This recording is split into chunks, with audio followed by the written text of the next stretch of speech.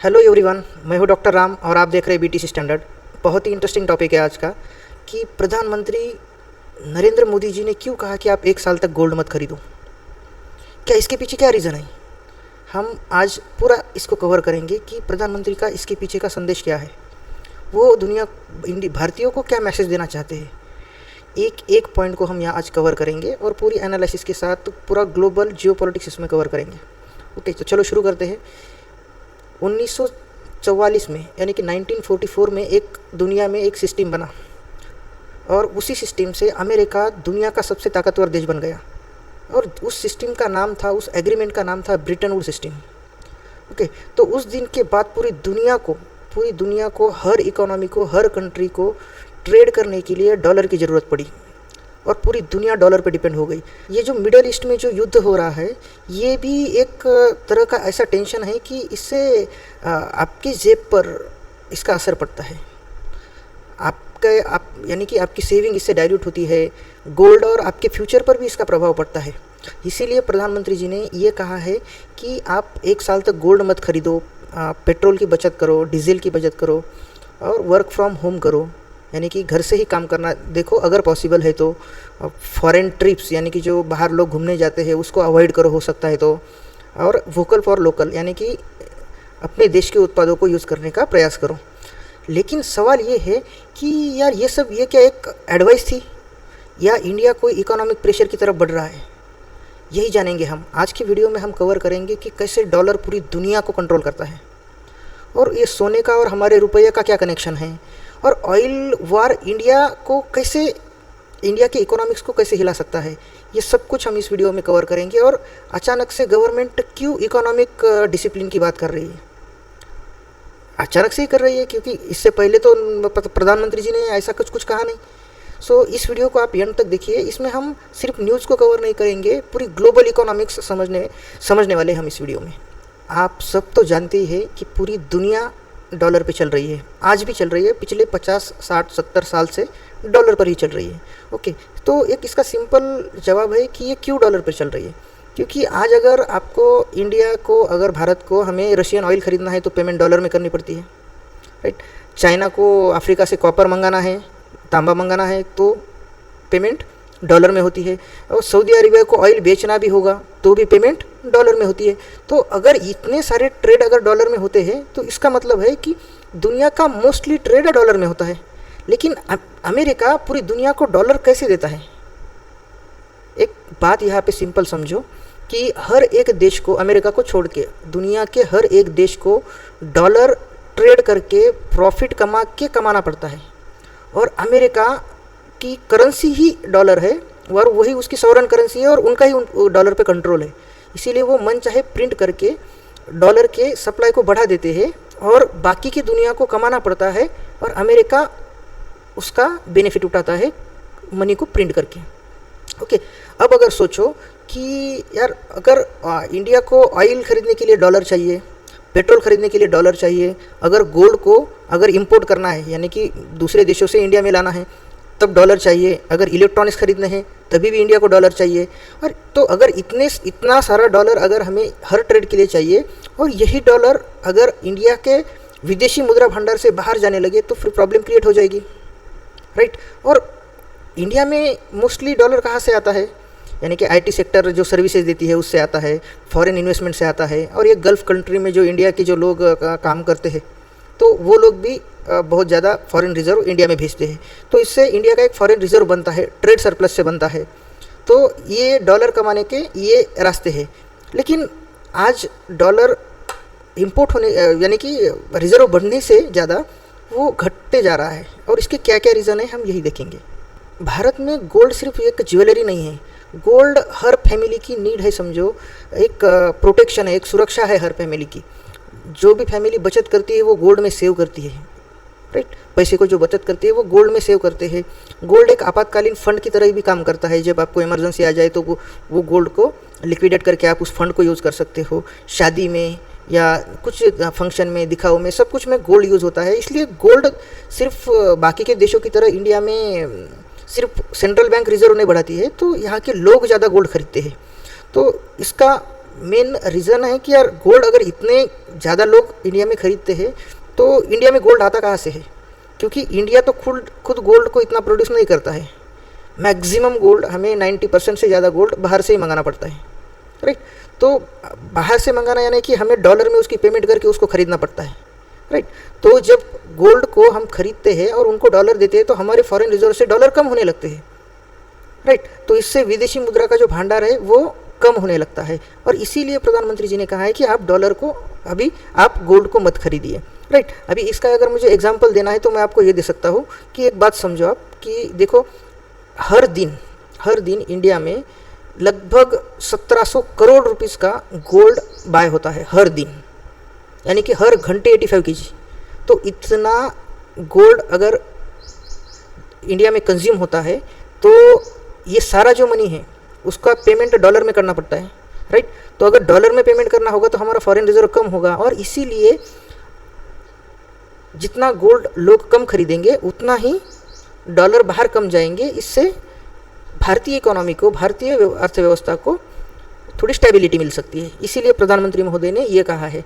तो जब ये पेमेंट सब डॉलर में होती है तो इससे क्या होता है कि हमारा फॉरेन रिजर्व भी कम होता है, रुपये भी कमज़ोर होने लगता है, डॉलर और मजबूत होने लगता है, और डॉलर महंगा भी होता जाता है, राइट।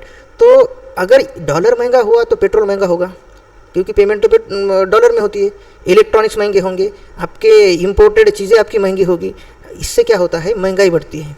यानी कि गोल्ड इनडायरेक्टली आपकी पूरी इकोनॉमी पे अफेक्ट करता है, पूरी इकोनॉमी पे। अभी जो ये मिडल ईस्ट में जो वॉर हो रहा है तो ये सबसे डेंजरस पॉइंट है अभी जो चल रहा है। इससे सब पूरी दुनिया में अनसर्टनिटी बढ़ी है, राइट। और ये जो खाड़ी के देश है ये दुनिया के सबसे ज़्यादा ऑयल रिजर्व इनके पास है, दुनिया का सबसे ज़्यादा, राइट। ये 2-4 जो कंट्रीज़ है, तो ये पूरी अगर इस मिडल ईस्ट में अगर इतना टेंशन बढ़ा रहे, जैसे कि अभी ईरान और इजराइल का टेंशन है, वहाँ पे जो शिप्स आते जाते रहते हैं वो रूट बंद है, यानी कि वो रास्ता ही बंद किया हुआ है अमेरिका और ईरान की वजह से। और जो लाल समंदर है अपना रेड सी, वो भी सेफ़ नहीं है। तो इससे क्या होता है कि ऑयल महंगा होता है, और जब ऑयल महंगा होता है तो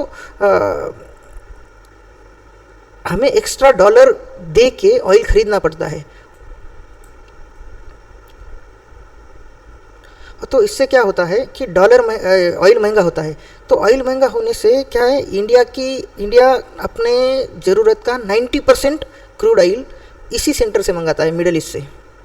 अगर 90% हमारा ऑयल अगर यहीं से आता है तो सोचो, अगर इस वार की वजह से अगर अभी $80 से अगर $130 पर बैरल अगर ऑयल का रेट चला गया तो इंडिया को ज़्यादा डॉलर खर्च करने पड़ेंगे, और ज़्यादा डॉलर दे के आपको ऑयल खरीदना पड़ेगा, क्योंकि वो हमारी नीड है। यानी कि इससे क्या हो जाएगा, फॉरेक्स जो रिजर्व है हमारे वो कम हो जाएंगे और रुपया इससे कमज़ोर हो जाएगा। और अगर इसी वक्त अगर लोगों ने एग्रेसिवली अगर गोल्ड को ख़रीदा तो ये फॉरेक्स रिजर्व पे इसका डबल प्रेशर आएगा। और इसी वजह से प्रधानमंत्री जी ने ये कहा है कि अभी आप एक कैंपेन चलाना पड़ेगा, एक पब्लिक के बिहेवियर को बदलना पड़ेगा, और इसको एक पब्लिक को एक मैसेज देना पड़ेगा कि आप कुछ समय के लिए गोल्ड को खरीदना कम करिए। उसके बाद प्रधानमंत्री जी ने ये भी कहा कि वर्क फ्रॉम होम कीजिए, और बहुत लोगों ने इसका मजाक भी उड़ाया कि यार सरकार वर्क फ्रॉम होम क्यों बोल रही है, लेकिन इसके पीछे भी इकोनॉमिक्स है। ये आप बोलेंगे ये कैसे? देखो, अगर करोड़ों लोग अगर बाइक पे या अपने 4 व्हीलर पे कार को कम चलाएंगे तो पेट्रोल कम खर्च होगा, फ्यूल कम लगेगा, इससे ट्रैफिक कम होगी, ऑयल इंपोर्ट्स कम होंगे। तो इससे क्या होता है, एक तरह से आप इकोनॉमी में कंट्रीब्यूट ही कर रहे हो, ऐसा इनडायरेक्टली होता है, राइट। तो जापान ने भी जब एनर्जी क्राइसिस के समय यही किया था, एक कैंपेन चलाया था कि लोगों ने प्राइवेट व्हीकल्स कम यूज़ करने चाहिए, पेट्रोल और डीजल का यूज़ कम करना चाहिए, और पब्लिक ट्रांसपोर्ट को बढ़ावा देना चाहिए, जैसे कि लोकल ट्रेन, बसेस, जो सिटी में की सिटी जो बसेस होती है, सिटी बसेस, वो यूरोप ने भी यही किया था। अभी जो रशिया यूक्रेन का जो वार हुआ था 2022 में, तब भी उन्होंने यही कैंपेन चलाया था यूरोप में भी कि आप एनर्जी क्राइसिस को अगर टैकल करना चाहते हो तो आपको एक कैंपेन चलाना पड़ेगा लोगों के पब्लिक बिहेवियर को बदलने के लिए, राइट। तो इसीलिए ये प्रधानमंत्री जी का ये मैसेज था भारतीयों के लिए। यानी वर्क फ्रॉम होम यानी कि ये क्या ऑफिस पॉलिसी नहीं है, ये इकोनॉमिकल सर्वाइवल स्ट्रैटेजी हो सकती है, राइट।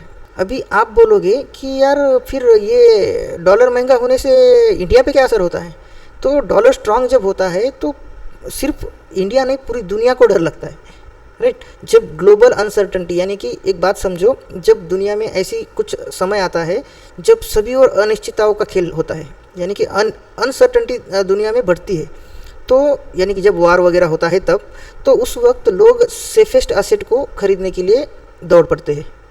यानी कि कैसा सेफेस्ट एसेट, यानी कि जैसे गोल्ड, यानी कि अगर इंडिया का समझो या किसी भी कंट्री का अगर वार हो रहा है तो वार में पैसे खर्च होते हैं, मनी प्रिंटिंग होती है, इससे आपकी करेंसी की वैल्यू डिवैल्यू होती है। तो लोग क्या करते हैं उस वक्त गोल्ड को खरीदते हैं, सोने की खरीदारी बढ़ाते हैं, यूएस में जो गोल्ड बॉन्ड होते हैं उसे खरीदते हैं, डॉलर को अपने पास रखते हैं, और इसकी वजह से डॉलर और भी मजबूत होता जाता है। और अभी ये अगर डॉलर स्ट्रांग हो गया तो रुपया ऑटोमेटिकली वीक हो जाएगा, राइट।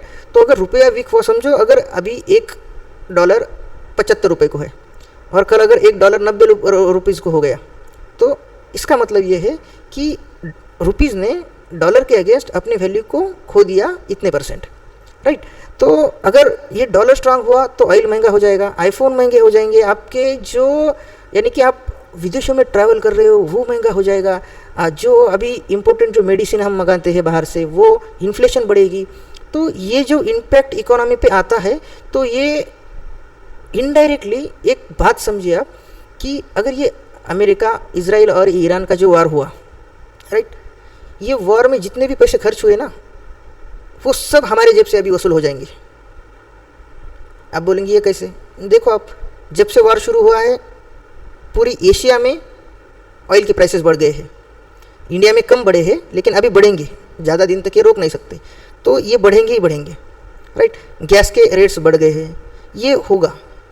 तो इसका क्या मतलब है कि अगर एक वॉर की वजह से अगर इतना कुछ महंगा हो रहा है तो ये जो एक्स्ट्रा मनी है वो कहाँ जाएगा? डॉलर में जाएगा, वो अमेरिका के पास जाएगा। तो इनडायरेक्टली हम हमारे जेब से इस वॉर को पे कर रहे थे और आगे भी करेंगे, कितने दिन करेंगे पता नहीं, लेकिन करेंगे। और यही मैसेज देना चाहते हैं प्रधानमंत्री कि अगर फॉरेन, और इसका और एक रीज़न है, थोड़ा अमेरिका एग्रेसिवली इंडिया की तरफ बढ़ रहा है। यानी कि अगर जब जो बाइडेन प्रेसिडेंट थे यूएसए के, तब अमेरिका इतने एग्रेसिवली इंडिया की ओर नहीं आता था, लेकिन जब से डोनाल्ड ट्रंप आए हैं तो तब से बहुत ही एग्रेसिवली यूएसए इंडिया की ओर आ रहा है। जैसे कि पहले हम क्या करते थे, रशिया से ऑयल लेते थे यहाँ पे डिस्काउंट प्राइस में, इसको रिफाइन करते थे और यूरोप को बेचते थे और हम भी यूज़ करते थे। लेकिन अभी अमेरिका ने सैंक्शन डाल दिया कि हम आपके ऊपर टैरिफ बढ़ाएंगे अगर आप रशिया से ऑयल खरीदेंगे तो भारत को जबरन मजबूरी में वो कम करना पड़ा या बंद ही करना पड़ा। अब आप बोलेंगे कि नहीं वो इकोनॉमिकल प्रेशर था, प्रेशर नहीं भाई, डॉलर के सामने सब झुकते हैं। आप अगर इकोनॉमिक्स में और डॉलर की सिस्टम को अगर आप पढ़ेंगे तो आप कभी इस बात को सवाल नहीं करोगे कि ये प्रधानमंत्री है इसलिए ऐसा हुआ, वो प्रधानमंत्री इसलिए कुछ नहीं, दुनिया का कोई प्रेसिडेंट कुछ नहीं कर सकता डॉलर के सामने, यही हकीकत है। ओके, तो अब चलो आगे बढ़ते हैं। क्या ये जो प्रधानमंत्री जी ने कहा है तो ये क्या एक इंडिया में एक क्राइसिस आने वाला है या एक इकोनॉमिक क्राइसिस है ये? तो ऐसा तो अभी ऑफिशियली किसी ने या भारतीय गवर्नमेंट ने भी नहीं कहा है।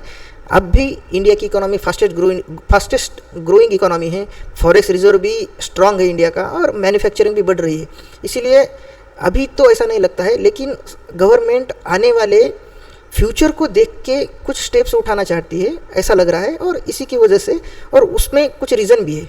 जैसे कि आप समझो ऑयल की, ये मिडिल ईस्ट में जो वार चल रहा है इससे ऑयल में अनिश्चितता आ गई है, ऑयल में अनसर्टनिटी आई है। चाइना के साथ भी हमारा टेंशन है, ये डॉलर का जो अभी डोमिनेंस बढ़ रहा है दुनिया में वो भी एक चैलेंज है, और इस वार की वजह से पूरे दुनिया में ग्लोबल स्लो डाउन चालू है। तो इसकी वजह से ये सब मिलकर एक इकोनॉमी पे एक प्रेशर क्रिएट करते हैं, और एक स्मार्ट गवर्नमेंट का एक लक्षण होता है कि वो पहले ही इसको पहचान लेते हैं और उसके अनुसार उसको टैकल करने के रास्ते ढूंढते हैं। और प्रधानमंत्री जी को इसकी आहट लग गई कि यार इंडिया को थोड़ा डिसिप्लिन लगाना होगा, इंडियन सिटीजन्स को, और आने वाला वर्ल्ड, आने वाली दुनिया अभी एक स्टेबल जगह पे नहीं रहेगी, यानी कि एक स्टेबल नहीं रहेगी, इसमें बहुत ज़्यादा वोलेटिलिटी रहेगी, यानी कि उतार चढ़ाव ज़्यादा होंगे इसमें। तो जहाँ वार, जब उतार चढ़ाव वोलेटिलिटी जब ज़्यादा होती है और इकोनॉमी अनस्टेबल होती है, तो उसमें वॉर इकोनॉमी डिसाइड करते हैं, राइट। डॉलर पॉलिसी दुनिया में ज़्यादा चलेगी उससे, और एक जो ऑयल या डीजल पेट्रोल ये जो है ना एक एक हथियार की तरह काम करेंगे पूरी दुनिया में। तो इससे क्या होगा, सप्लाई चेन भी टूट जाएगी। तो ऐसे समय में जो देश इंपोर्ट पे ज़्यादा निर्भर करता है तो उस देश पे ज़्यादा प्रेशर आएगा। लेकिन इसके बाद भी ये हुआ, प्रधानमंत्री जी ने दिया हुआ मैसेज पूरी इंडिया को, और उसका हमने कुछ परसेंट एनालाइज किया। लेकिन एक बात समझिए, गोल्ड को खरीदना या ना खरीदना ये इंडिविजुअल डिसीजन है, और गोल्ड आपको सॉवरेनिटी देता है, यानी कि सार्वभौम में सत्ता देता है, आपको सर्वोच्च सत्ता देता है वो। अब ये बोलेंगे आप कैसे?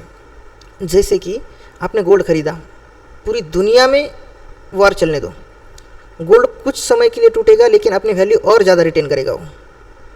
तो अभी सिटीजन को डिसाइड करना है कि हमें प्रधानमंत्री जी का संदेश मानना है या हमें खुद के सेफ्टी के लिए सोचना है। दोनों भी चीज़ें दोनों जगह पे सही है, राइट। लेकिन आप डिसाइड करें कि यार आपको क्या करना है, आपको क्या लगता है कि हमें क्या करना चाहिए, आप कमेंट बॉक्स में ज़रूर बताइए। तो चलो आज की वीडियो में इतना ही, मिलते हैं नेक्स्ट वीडियो में, तब तक के लिए बाय।